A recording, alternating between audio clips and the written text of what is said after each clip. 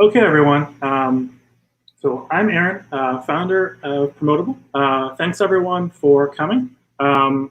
First, just a couple of quick announcements. We're going to show just a short video, and then we're going to hand it over to Jared and get this party started. So first things first, during the talk, feel free to drop all of your comments, all of your questions, rather, into the comments box. So then either during or after Jared finishes his talk, we'll address all of your questions, or as many as we can get to in our allotted time. And then aside from that, so Promotable. So what are we? So we're a workforce accelerator, and so what that means is that we empower and prepare people for careers in high growth digital areas. So including things like data analytics, Python programming. Really, if you are someone you're in marketing, you're in product, you're in finance, you don't want to quit your job and become a data scientist, but you want to get that extra 5% of knowledge to be able to make better data-driven decisions, do that SQL query, do those Tableau dashboards, all those kinds of things.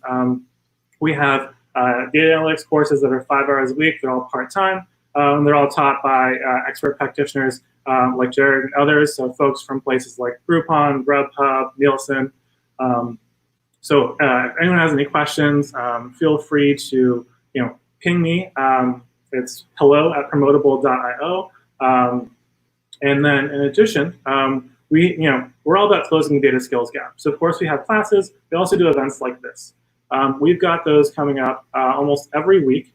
So next week, for anyone who is interested in really practical examples from the hospitality space, we've got someone from Hyatt. She's going to show us how to go through and find some of their talk about which data sources they use, walk us through that full process of collecting data, interpreting data, and taking action. So we've got that coming on deck. And we'll also have a talk from someone from Accenture talking about monetization. So feel free, if you're not already on our email list, please do. The other way of staying on top of all of Promotable stuff, if you're already on LinkedIn, we'd really appreciate it if you can go ahead and give us a like or a follow. That's something that we're still a small startup, so all that a little bit helps. And then the last thing before I show you, a short 30-second video here. I know a lot of people, especially when we did in-person events, I would always either take pictures of the screen or ask about the recording.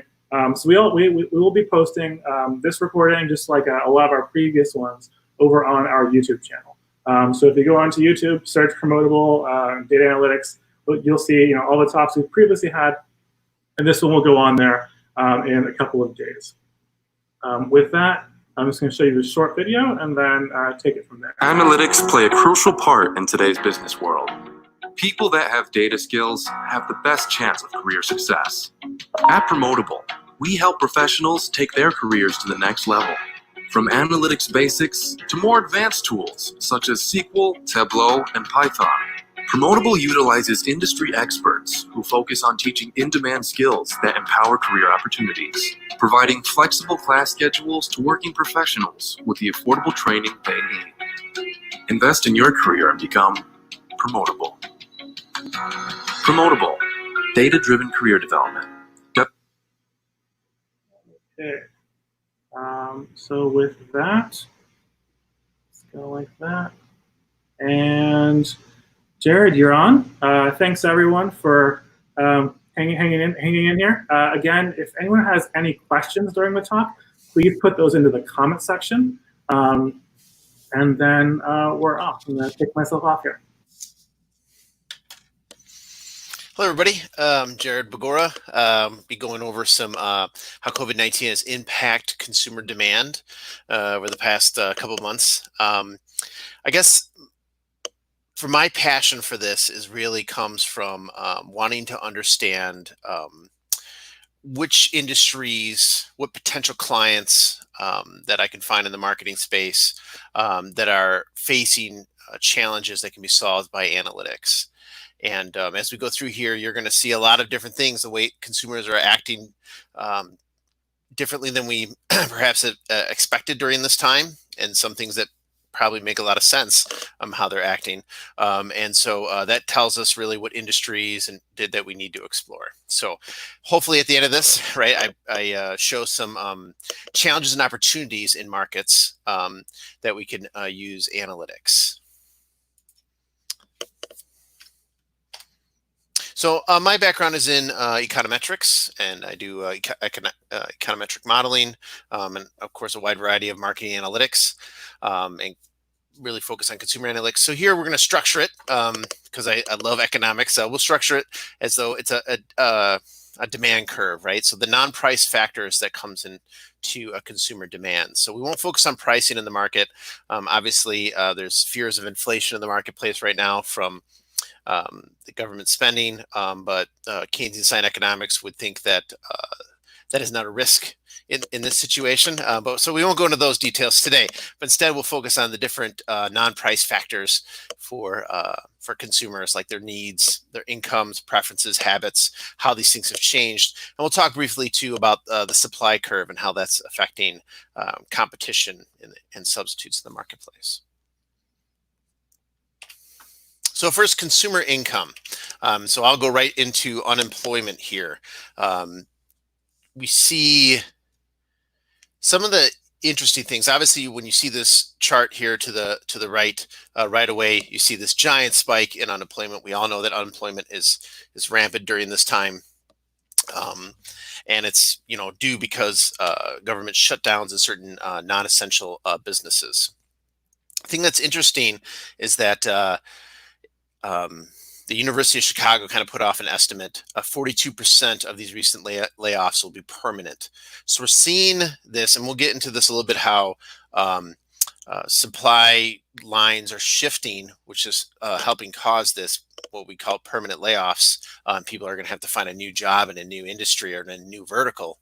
But what's happening is, so these layoffs that we're seeing, 42% of them, by estimate, is permanent. So we're seeing a very strong decrease in consumer income. We also saw a stimulus package, right, that came out, and everyone got a check below a certain income level, and we saw a lot of industries being protected here. I guess the thing that I would comment here is, as I review this more and more as we go forward in this COVID environment, I view this more of a consumer safety net as opposed to a stimulus package that would boost consumer demand when we see how consumers are spending this income as we go forward here. Also in consumer in unemployment has been very, and consumer income has been very based by industry, right? Certain industries are affected more. So we know this, that food services obviously have been affected extremely. Arts and entertainment have been affected, and accommodations have been affected. But importantly, these jobs in these areas have been affected, and consumer income in those areas have been really, really hurt. And so, those employees don't have the income they used to in the marketplace. We're seeing a huge drop in demand there. And we'll revisit this industry as well as a place to investigate for consumers coming to these industries. And another interesting thing about unemployment is it's really affecting low income, lower skilled workers in food services and hospitality, vehicle drivers. You can see the list there. So what it comes down to is we're seeing that people who are in high skilled, jobs that require higher levels of education, their jobs are more safe and their incomes are therefore steady. And so those are the consumers holding on, are able to generate consumer demand for products, while lower income consumers are faced with job loss, and many of those jobs will be permanent job loss, and they'll need to get re-educated and find their new place in the post-COVID-19 environments. So that'll be a very, very, very strenuous issue on consumer income, which really generates the demand. So moving on to needs and preferences. Now that I've gotten through the huge negative part of COVID-19, going on to how consumer needs and preferences and habits have changed. Bear in mind, though, that a lot of this demand and these shifts in demand are coming from higher income consumers to begin with, because they're able to shift their dollars. So first off, just kind of on resuming back their pre-COVID-19 activities, MRI Simmons put out this to a bunch of analytic communities, kind of they just threw out a compiled report to people that are associated with them. And so a couple key things that we find from MRI Simmons surveyed data information. People are looking really to find the cases, the factual cases in news articles of COVID-19 to go down, and they're looking towards professional clearance from health professionals. That's pretty big. They're not, turning to the government notifications as much. As we know from all the different news articles that we see every day. It can be kind of confusing. Something I found interesting from this report too is that how big 32% of people are looking for an available treatment for COVID-19 or a vaccine. And I've seen things from the healthcare industry that basically say that that's far from being able to come back to the marketplace. So I think this tells us that we're in this COVID-19 world for a long time. Consumer sentiment, consumers' feelings around this, even if these cases go down, are still going to be apprehensive to return to old activities or normal activities. Something interesting about grocery demand. So those of you not familiar with the grocery industry, but common sense tells us, and it's true with the numbers, that a lot more people are going to the grocery store to buy stuff, right? I laugh a little bit because we all have seen the run on toilet paper and all that stuff. So we know people are running to the grocery stores, right? And there's been limits on bread depending on what area you're in. But certainly there is a high grocery demand. We're now valuing dollar value pricing over convenience at the grocery store because we have the time to go shopping around, right? There is this thing called pantry size in the grocery industry, and all of our pantry sizes have increased. Now, we could talk about the people that hoarded, right? Or before this, maybe some preppers, the extreme situations. But certainly all of us now are keeping very larger pantry sizes. When you go to the store and you're going to buy some rice, you tend to buy the bigger bag, right? You tend to buy an extra can of whatever you're looking for because you know that there could suddenly be a shock to the economy, and so your pantry size is a lot larger. In fact, we're seeing that obviously there was a huge demand when this first happened in grocers. And the estimate now is that our pantries are full. So we should be seeing a slowdown a little bit in the grocery stores over the next couple of months when people have finally done the permanent shift to their pantry sizes. And of course, we've seen a big jump in demand for delivery and curbside. Obviously, companies that have invested this in curbside and delivery over the last couple of years have really seen this giant jump in demand, and they were already running with this. So, and then we're seeing other companies that didn't have delivery and curbside pickup suddenly jump to that occasion.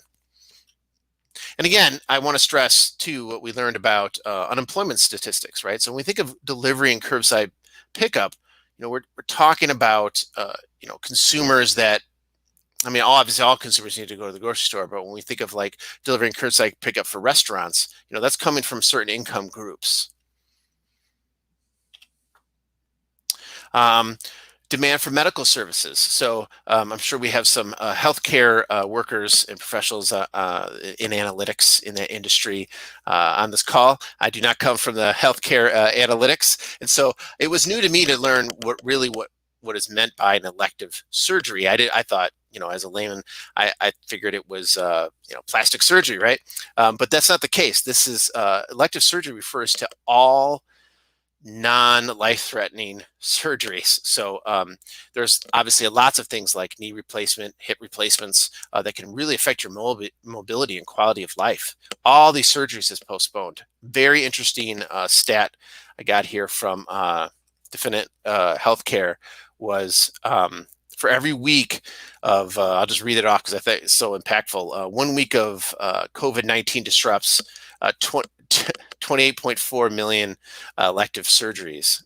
So that's a big deal. We have a huge, staggering backlog of elective surgeries. And I want to stress that these elective surgeries are important because they're really hurting quality of life for Americans.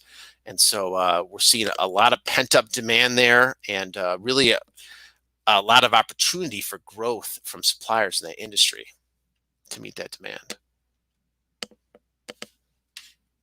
Are we going to get questions at the end? The way my screens are working is I have full screen, so I cannot see the comments as I do this. Did we want to look at questions as we go, or do you want to hold them all to the end?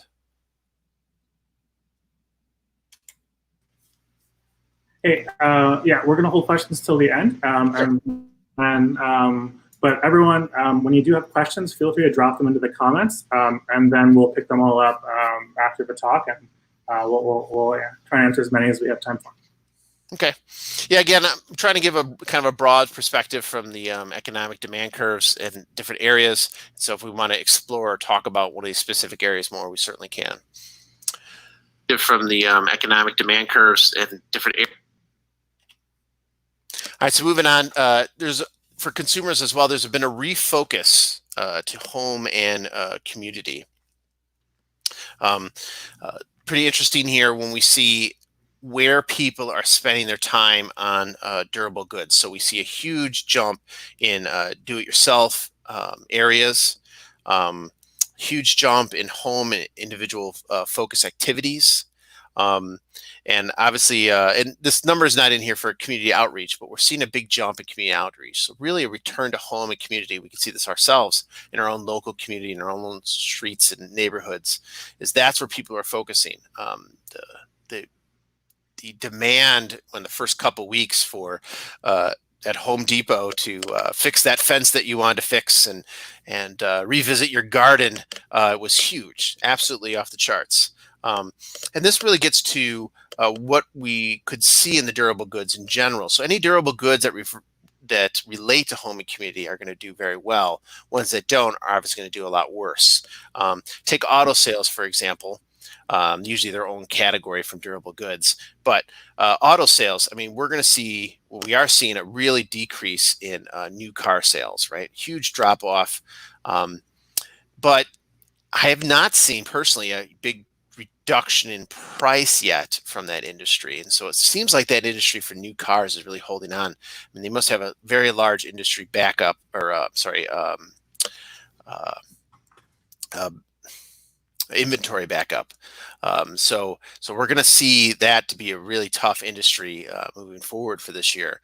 But of course, auto parts, used car sales, those are up, right? And so we're seeing people hold on to their cars, want cars because they don't want to use public transportation, but certainly are willing to not overpay in that area and want to hold on to those well-running cars for longer.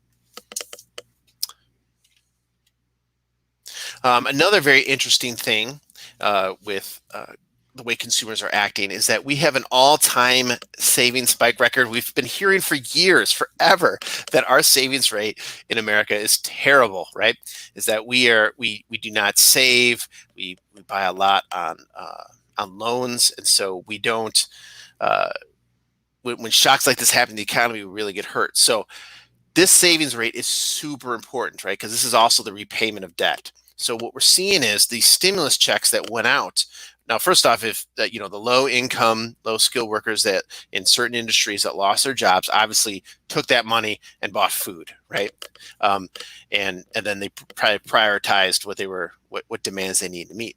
The people that had their jobs that got these checks in higher skilled areas are taking that money and they are not spending it. They are saving it and paying off debt. They are not stimulating the economy in terms of consumer demand. So it's going to be really hard to get that money from those consumers from a marketing standpoint. But from a marketing standpoint, financial services would be highly beneficial from this spike. So then going on to consumer expectations, complements, and substitutes, we'll talk more here about very similar topics, but from the supply side, and how what consumers are expecting in the marketplace, and how suppliers are changing what they're doing based on government regulations, how that's affecting consumer demand. So supply chain distributions, three big ones. I really broke them out into three different areas because I think the way we view these areas are drastically different. First, we have hoarding, right? And so we've all seen those news articles of all the toilet paper going away. And obviously, we went to the store and there was no toilet paper. But there's been a run on other goods at certain times. And I would view this as almost unpredictable. Like, it makes sense. I remember when it makes sense that staples would be out, right? Where you go to the store and you get a little worried, and so you grab a bunch of staple goods like flour, for example, or rice, right? But I remember going to the store the first week and just kind of laughing to myself because toilet paper and chicken was gone. And it was like the entire world forgot how to cook something other than chicken. And they didn't realize that you can use non-disposable toiletry products to get out of certain situations. So it seems like they were focused on the wrong emergency stuff. So I will go and claim that this is like almost unpredictable consumer behavior. We don't know what's going to happen. You know, even the run on toilet paper, you know, was it because people were anxious? Was it because people really cared about it? Or did it just so happen that everyone took an extra roll and people just had lower pantries, and so it looked like a run and then everyone panicked? So a lot of unpredictable hoarding that could occur. Supply side, in terms of safety and control, we've seen some news articles out there about like the beef industry and medicals, and we see this when we're scheduling with our own doctors with medical procedures, extra things in place to protect supply side, to protect these industries. So I think these are a lot of predictable shortages in that sense. We've seen I guess the craziest article. Well, I guess I was going to say the crazy article we've seen is the euthanizing of livestock, but that really goes to out of home and in home. So here we're really talking about safety and regulations. And so if we understand what the government is going to do and protect, and the regulations that are coming out with the CDC, we can really look to use analytics in these areas. So for example, medical professionals are going to more remote office visits as well as pre-checks online. And so they're way more, and we already had companies in those industries developing and getting ready for those areas. But this really jumped them forward. So out of home and in-home channels, we've really seen shortages in supply chain disruptions,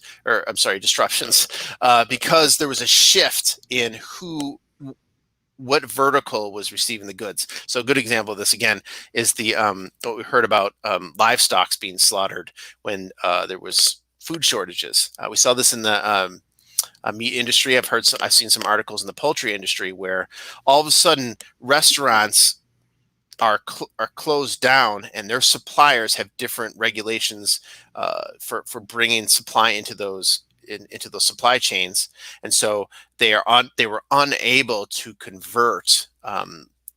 In the article I saw about the poultry to the grocery supply chain, and so they just slaughtered these chickens without, when people were hungry. So it seems kind of odd, right? Or in the beef industry, there was a lot of processors closed down because there was COVID-19 amongst the workers. And so they had to close down. And so all of a sudden you had all this cattle that couldn't be processed and in a regulated manner. So they had to euthanize those as well. And so we're going to see, and this kind of gets to the unemployment as well, where we're going to see this shift of industry verticals and where supply is going to go through for certain products from this out-of-home and in-home channels. And I see alcohol is there as well. Very interesting that alcohol sales, we've seen those articles as well. Alcohol sales are up, right? And obviously we're just changing the channels, and that's a lot smoother for that industry. So going on to purchase channel shifts. We all know that if you're going to be a functional business, as businesses grow, that you need to be a multi-channel business, right? And now even more so than ever. And the best part about this is that consumers, they don't have a choice now, and they are going to get educated in the online channels if they haven't yet, very quickly, and they have. And so we're seeing, baby boomers and seniors really shifting to this online channel very quickly, and they're liking it. It looks like so. And of course, we got delivery and curbside pickup. Big shift in the industry. I know personally a lot of people that have just done going into stores. So it's very interesting how that has shifted. Educational disruptions I find very interesting as well. It is in economics, it's common knowledge that when a recession hits, that people get educated more. So when unemployment hits, a lot of workers will re-educate themselves and go back to work. But we see a disruption in going to school physically. And we know that not everyone is really built to learn online. A lot of people are built to learn in person. And very interesting stat there from the Art and Science group. 17% of students are planning on taking the next semester off. So why pay these high prices to go to a school remotely when you can't even go in person, right? And so we're taking, and this is, you would think that COVID-19 is, I want to say it's a short-term thing, but perhaps it takes a year. That's kind of midterm, right? Maybe get into the long term a little bit. So why not just take the year off? And so we're seeing this conflicting things going on in the education industry, and I'm very interested to see how that unfolds. I don't even have a guess to know what will happen to universities this semester. Of the stuff that I found online, a lot of universities are talking very positively about enrollment. A lot of that seems kind of political to me, and I see a lot of stats about students saying they're just not going to go this year. But then again, during a recession, we should see this unemployed workforce want to get re-educated and find new jobs.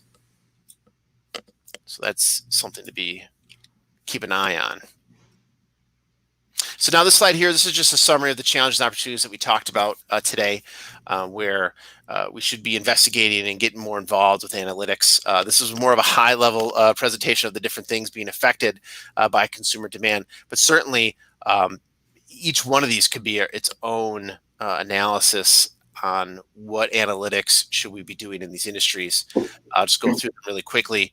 Home loan industry is going to be very interesting here. We're seeing a lot of people unemployed not being able to make their payments, so there's going to be lower demand for home loans.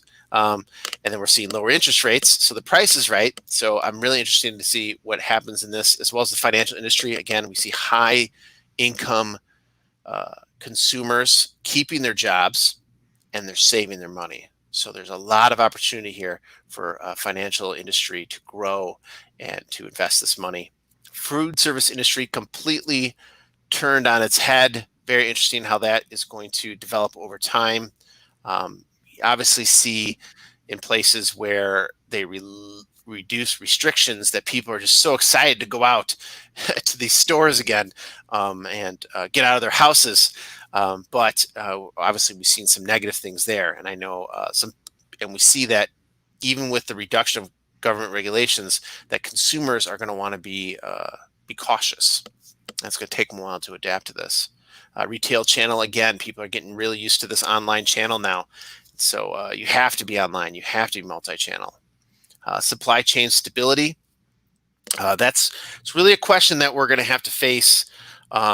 A lot of companies are going to have to face. We did a lot of just-in-time developments, very lean supply chains that are now getting disrupted, and they have a very hard time changing the way they do things. So very costly in a lot of our supply chains, especially the food supply chains and manufacturing, to shift how they do things. Very costly, but they can produce things very quickly and not have to keep big inventories. So it's a bit of a reckoning there. So that'll be interesting how that shakes out. Education, again, that is a puzzle to me. I'm very interested to see how that shakes out. Who knows? Maybe it'll end with a reduction in school prices. Maybe take some strain off of that. Charity and universal income. I find that to be an interesting topic now. I didn't get too much into charity in this presentation, but certainly people with the return to community and home are caring more about charity and helping out their local communities. And we have a large, low skill, low income population out of a job that we're essentially giving a pseudo universal income to. So as that develops, that could become a uh, political hot button later on, maybe even in this next election. And that's really going to shape consumer demand in the future. And of course, the medical industry seems to be a lot of opportunity with growing supply in that industry with this backlog of procedures. From the numbers I've seen, I can't believe that we'd ever catch up on our current supply of elective surgery supply. So, little analysis there, and you could be starting your own clinic. And there we go. Thanks everybody for listening. We can see if you have any questions. Perfect. There we go. There we go. Feedback on as well. There we go. Awesome. Well, thank you, everyone. Please, again, put your questions in the comments. And while you're thinking about what to ask, I only have one question down here from Matthew, but I'm going to take the moderator's prerogative and get the ball rolling. So I've got like a two-parter. So the first one is kind of straightforward. I know you're working, marketing, advertising. What would you say, like, kind of like the last couple of months, like what have been the things that your clients have been asking? Like, what are their biggest questions that you guys are helping them solve now? The biggest concern is they want to understand growth pre-COVID, because you see a huge reduction in growth and sales during COVID, and all their year-over-year estimates that are used in their reports is just misleading now, right? It doesn't make any sense. And so it's all about, when did this occur? Now, let's understand our growth rate beforehand. What were we doing right before COVID? And then that's how they're trying to structure post-COVID. What were the things working before, and then what can we implement? Yeah, that's actually really interesting. One of our speakers a month ago, I think some folks here may have seen that, but his question was talking about exactly this, where can we trust the data that we have now coming, the most recent data, because there's a lot of things that could be not wrong. It's obviously information, but like where, how do we compare that when you don't have a good comparable? But my second question really is, how would you go about kind of for maybe some folks who aren't data scientists, but how would you go about unpacking some of these problems? Right? I think you kind of started going through this with when folks you're talking about why someone might buy certain items when they hoard, or in this case about charity. What does that general process look like for you? Well, so for somebody non-analytical, and you have a product or company and you're wondering what your consumers are acting like, I would go with the birds of a feather flock together type scenario, right? Because again, you're seeing certain income groups keep their income. You're seeing certain income groups be able, they're ordering out. They're going to their favorite restaurants. They care about their community. They're going out to their local restaurant and they're giving them money instead of making so much food at home like other people need to do, right? And so higher income groups, they certainly live together because they have higher value houses, right? So just looking at your consumers by zip code, there's going to be huge changes in demand and how those different zip codes are reacting to the COVID-19. So I would start there for your own personal company or product. Awesome. I'm just going to start going into some of these questions here. Matthew asked, is going back to one of your slides. I think some of them were I think just because of the way the screen was, they weren't able to see everything. Did it say that 69% of people were uncomfortable with going back to college because of COVID? Oh, sorry about that screen thing. I thought I maxed it. I have two screens going on, so I thought I was sharing my maximum size screen. 17% of students are planning on taking the next semester off. So, okay, that's not quite the same thing, but still a big number. Very big when you think of that's across all students. So if you're a senior or a junior, right, in college, you take the next semester off, why wouldn't you? That's a good point. And I'll tell you what too, and I don't know if students realize this, but there is stats. Oh, I forgot what the rule of thumb is for graduating in a recession.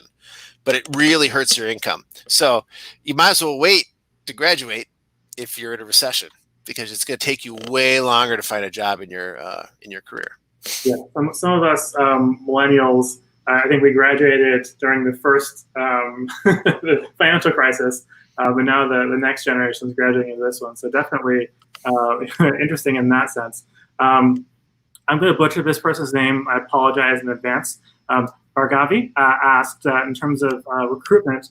He's curious about, so in terms of recruitment for the technology sector seems to have the highest stats. I'm not sure if he means the highest number of available opportunities. He's curious about your opinion on recruitment in the tech sector. And then does that indicate technology adoption by companies across sectors? I think he just means either upskilling or investing in new tech.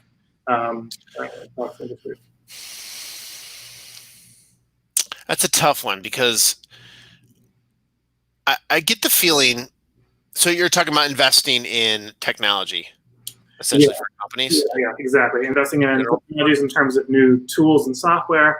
And then on the recruitment side, so does like the tail wag the dog, right? Does investing when someone says they're hiring more people for tech-related roles, does that also mean they're increasing investment or vice versa? Yeah.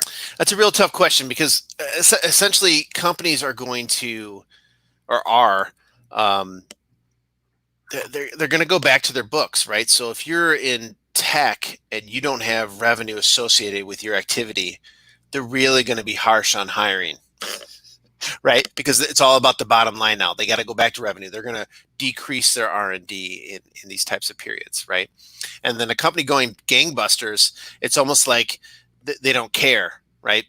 When they're going really good, they don't worry about using analytics and technology to better their profits as much. I get the feeling, especially in this type of environment.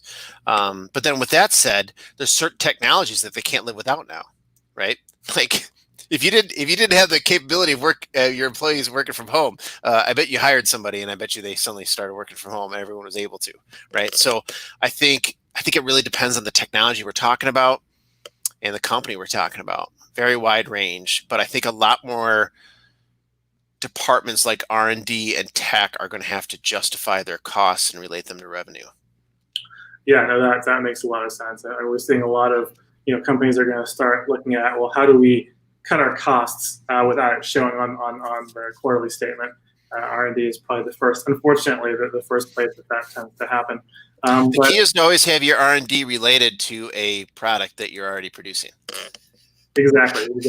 It's all about showing revenue. We talk about that a lot when it comes to data, right? I think a lot of times one of those questions that comes up is like, well, why do we do it? How do we show? How do we turn our data into money, right? Into insight. And so much of that is looking at understanding what metrics matter and kind of going through that whole process. But a lot of folks who come to our events are usually data adjacent. What would you say for someone who might be a marketing manager or in product or what have you, and they wanted to level up on the data side? What's the first thing that you think someone could pick up? I mean, I know you at this point you've worked at quite a few places. I know you manage a team. Like, what are those things that you look for when either you're working cross-functionally or even if you're looking to hire an analyst? Like, what's like the kind of most important thing that you look for? So let me say this first, because you kind of brought up a non-technical marketing person. Yeah. And then you brought up like what I look for in an analyst. So let's talk about what I think a non-technical marketing person should be doing. And it is multi-channel, right? There was this period of time where we threw away print. We threw away the idea of communicating to somebody through mail, snail mail, right? And we were all going all digital, right?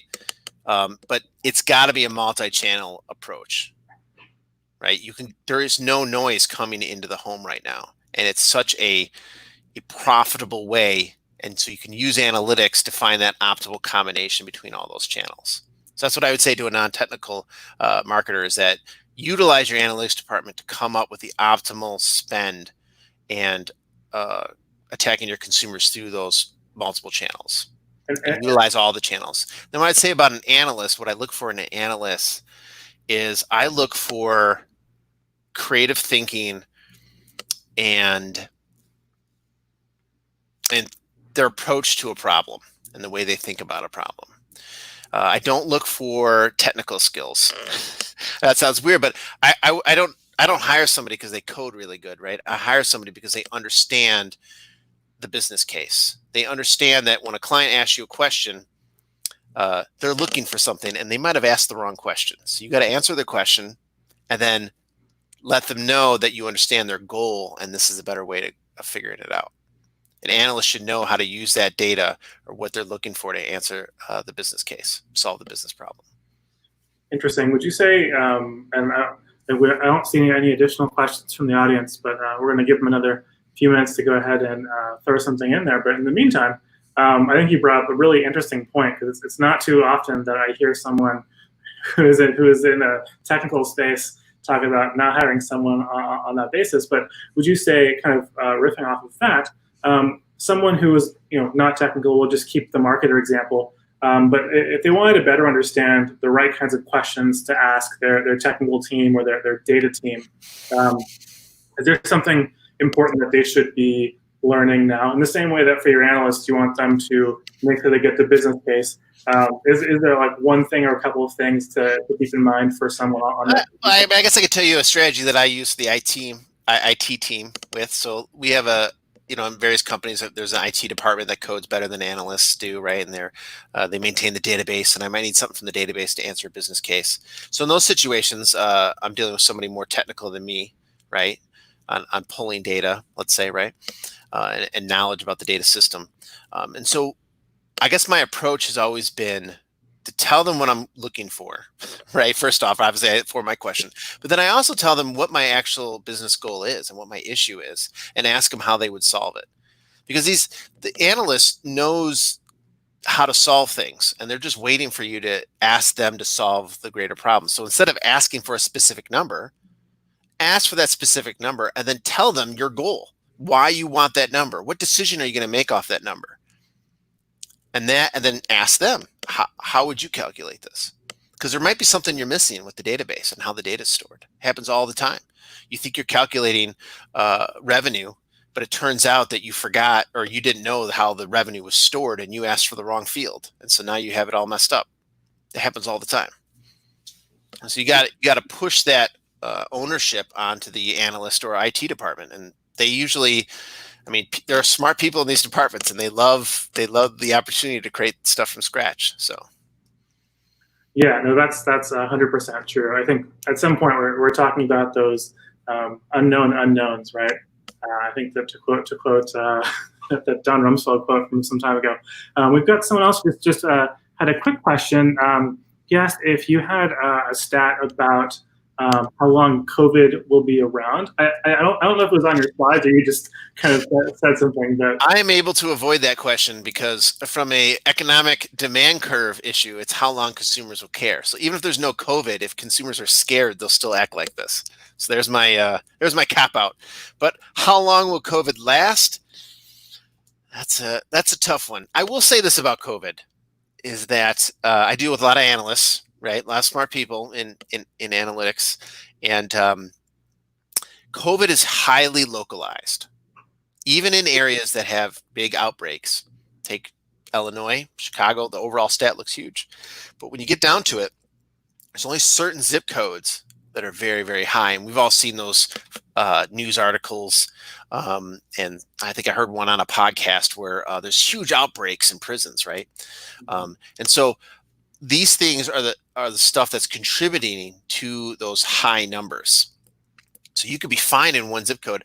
I said this the other day to somebody, and it's a terrible idea. I just want to say this is a terrible idea to begin with, but you would actually solve COVID this way, is if you didn't let people move counties. Instead of sheltering in your home, you shelter in your county, and you have like border patrol, right? You can't cross any county lines, right? That'd be terrible in the US, right? But if you did that, it would just go away because it's very highly localized. So how long will it take to get out? It depends how mobile we can be, right? A state's shut down, but the whole state can go to another state and party all night and then catch COVID and bring it back to their state. Yeah, I think the other no idea. we're not doctors here, but I think what we can ask is, in terms of like, irrespective of when it ends, we can still talk about how long we'll feel those effects in terms of like, marketing opportunities, right? So I think there's definitely a conversation there. But before we kind of get hung up, because we've only got a couple minutes left, I want to make. And I would say this about marketing opportunities. That's going to be an ever-changing environment, because even after COVID, you're going to see huge shocks on a macro level. This could lead to a depression. There's ways to make money in a depression, but it's going to be different than it is today. Yeah, that's 100% true. Casey asked, he said that you had asked about predictable shortages in goods, like grocery staples or medical supplies. What surprised you? Actually, I love questions like this. This is actually one of the better questions I've heard in a while. Is there anything on there that you were like, why toilet paper, or was there something else that was unexpected? I'll tell you what, when I saw the toilet paper, the first day I saw the toilet paper, I was like, people do not know how to survive. That's the first thing I thought of when I saw the toilet paper. So what else surprised me? Go to that slide, because there was something else that surprised. Also, what did you expect to go? Flour surprised me because it hit so late. It was like something everyone decided to bake. What did I expect to go? Mm-hmm. I expected, I said rice a couple times in the presentation. I expected rice to go. I mean, I don't know so I'm not a huge hoarder, by which I mean I hoard a little bit. I have supplies. I have a big family. So I have, like when I buy rice, I buy a sack of rice, right? So if something like this happens, I have a sack of rice, right? So, but that's what I would have done if I was panicked, is I would have bought things that didn't expire and just loaded up on them. I know some people that did that with like canned goods, but canned goods are very low in serving size. So you want dry bulk goods. I'm surprised that we didn't just all go out and buy rice, and like there was a run on bread, like a perishable. It's very odd to me. Like bread isn't what's going to keep you alive. It's going to be it's going to be non-perishables that are stored in your basement that you could fit lots of. So people just aren't thinking rationally in that sense, right? Yeah, that's like that's definitely the economist in you talking. But you're absolutely right. We had someone else just posted in one of the comments that they just noticed the shortage in coins, which is also an interesting side. And what was that? A shortage of what? Coins, like Coins. pennies, nickels. Oh. Apparently there aren't enough of them, which seems like for me, that makes sense. That's a direct result of the high unemployment, right? Yeah. Okay. Yeah. That's interesting. You don't have direct deposit anymore. These banks, I guess I don't know this, but are banks, a lot of people avoid bank fees by having direct deposit. Yeah. And I mean, I don't know. Once I learned it costs more money to make a penny than the penny was worth, I questioned it. But okay, well, we've got a couple minutes left. I'm going to give everyone a second we've got time for maybe one or two more questions. So if anyone who's still on board here is any curious about any trends, otherwise I'm going to go ahead and ask a final question. And then if anyone happens to throw something in there while we're doing that, we'll definitely get to that. It kind of, as you're thinking back, like, this is like the classic question we always ask people who are, who are more senior in their careers than we are, right? Is there like one thing that you wish you told yourself like 10 years ago? Like, hey, I should have done this, or like folks who are thinking now, like, hey, I kind of want to get into analytics. Like, what should I do? Or more importantly, what are the dumb things I shouldn't do? Like when you get a resume, what do you not want to see? Those are two different questions. Yeah. So I will say this. What don't I want to see on the resume? I don't want to see just long-winded technical projects that you did, right? Well, let me rephrase. If you're showing me the titles of everything you've done, that's great, because then I could just talk about, hey, when did you do this, right? But if you're giving me this, like, what you coded, that doesn't interest me, right? I want to know the business case that you solved. So let's say you build media mix models, right? Tell me the case in which it was applied in the resume with a catchy title. I will say about my career, what I would have changed, I suppose. I'll get a little less analytical with this one. But they always say, follow your passion and all that stuff. And I guess, and I have done that, right? But I think I pulled back too much in my career, right? Where like I would have ideas and I'd be too nervous about sharing them, or ideas about the business case, because business really interests me. And I'd pull it back and I'd be too worried about sharing it, right? Because I thought maybe I was just coming out of left field, or I was just being too crazy, right? Because I have a lot of crazy ideas. And it occurred to me that, I need to share those. Now, a lot of people might argue, well, you should learn how to refine those and communicate them properly. I would argue more that it's about timing. So, you can go to anyone in your company with a crazy idea, but you don't do it in the middle of a meeting, right? You might do it one-on-one, right? And that's the key, is you got to do those crazy ideas one-on-one. If you're holding something back, make sure you share it at the appropriate time, because you're never going to share it right. It's never going to sound perfect when you share those ideas, but definitely share those. Don't hold back. Yeah, no, exactly. I mean, definitely like do your homework and you don't sound, make sure you've done all the work. But the way I like to think about it is the worst thing someone will say to you is no. Yeah, you can share a non-fully vetted idea. Just let them know, right? I have this idea. I haven't researched it. What do you think? Well, this has all been really, really helpful. I know I've certainly enjoyed it, and based on the questions, it's pretty clear that other folks enjoyed it as well. Thanks for making the time. Really appreciate it. For folks who've been watching, we'll be posting this onto our YouTube channel as well. So in case you miss something, want to zoom in on the slides or what have you, we'll do that. But I usually at this point I give you a applause, and everyone else would as well. But it's kind of awkward over Zoom. But no, it was really good. We'd love to have you back anytime. Sure. Awesome. Well, thanks so much, Jared. Thanks. Appreciate it.